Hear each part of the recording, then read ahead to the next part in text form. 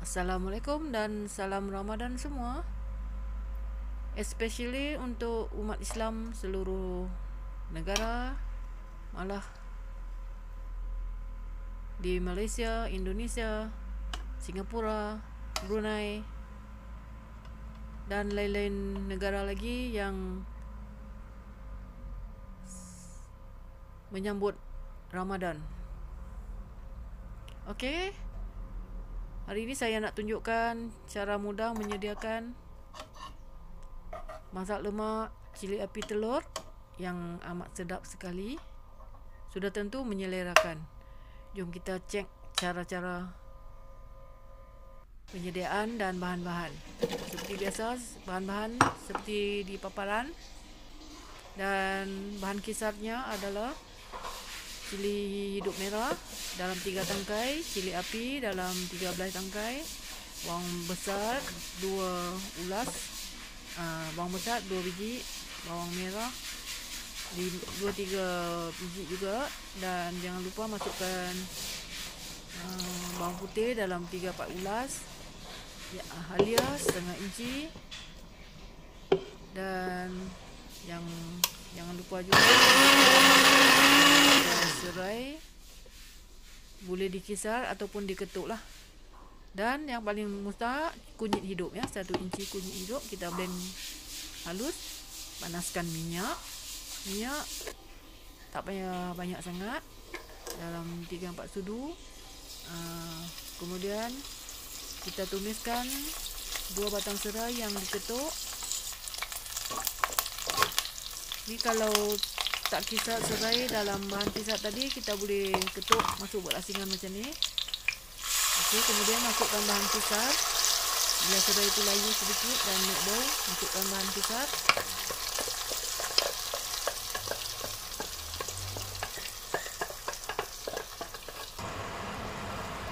Dan tumis hingga kering ayak dan pecah minyak.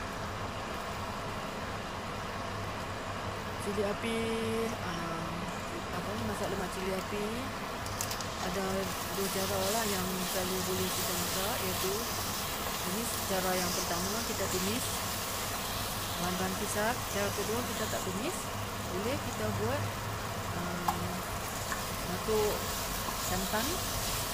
Bila santan tu mendidih, baru masukkan bahan kisar ya. Ini cara pertama, kita buat tumis lah. Sebab tu jangan masukkan minyak banyak sangat, sebab nanti kita nak masuk santan, jadi minyak dia akan berlebihan pula kita muak.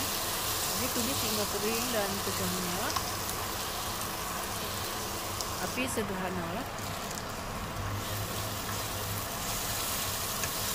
Kena kering betul-betul lah, jangan baru nak kering atau tak berapa nak kering tu jangan nak masuk santan.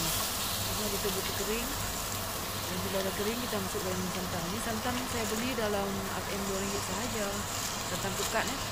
Jadi tambahlah ayak bagi dia cayak sedikit ya.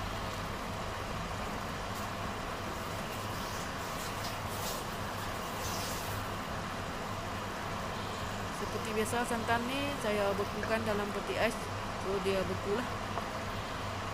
Boleh guna santan kotak tapi kurang sedap lah. Okey, selebihnya kita kacau-kacau dan tambah ayak lah untuk nak cairkan santan pekat tadi ya. Kacau-kacau sedikit, dan jangan lupa lah, di sini mungkin tak nampak, terskip, kena masukkan sedikit belacan ya.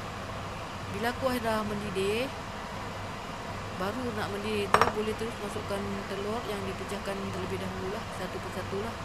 Saya masukkan dalam 4 biji telur. Boleh masuk lebih lah, kalau lebih tambahkan kuantiti barang lah, bahan-bahan ditambahkan, boleh dapat kuah banyak. Gandakan bahan-bahan kalau nak masak banyak. Ini saya masak dalam 4 biji telur saja lah.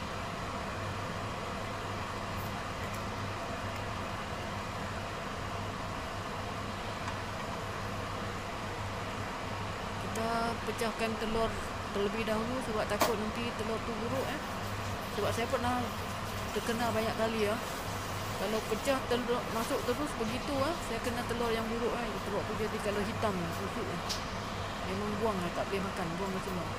So nak buat cara yang selamat, kita pecahkan telur terlebih dahulu, masuk dalam mangkuk kah, bekas kah, baru kita masukkan dalam kuali ni. Memang banyak kali terkena. So biarkan mendidih, jangan kacau lagi ya. Biarkan telur tu mengeras ataupun beku. Bila dah beku tu baru kita godek-godek ataupun kita sodok di bahagian bawah tu lah. Buat takut telur tu macam lekat. Masak ni simple saja tapi hasilnya memang sedap ya. Last kali jangan lupa taburkan irisan daun kunyit. Saya guna 1 helai daun kunyit dan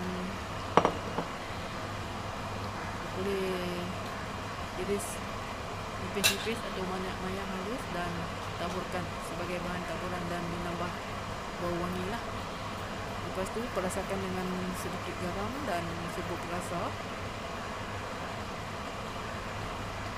Masakan ni cukup special walaupun mudah, hanya pakai telur, tapi rasa dia sedap. Boleh juga diganti, kalau tak mau masak telur boleh masukkan udang ketam, ikan, boleh buat masak lemak juga. Tapi yang paling sesuai telur, udang, ketam, itu yang paling sesuai masak lemak. Lihat tu yang tadi ya.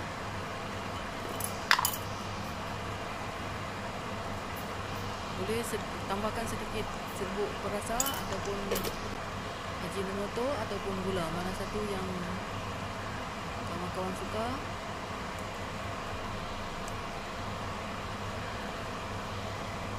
Ini saya nak tunjuk rupa ataupun hasilnya lah.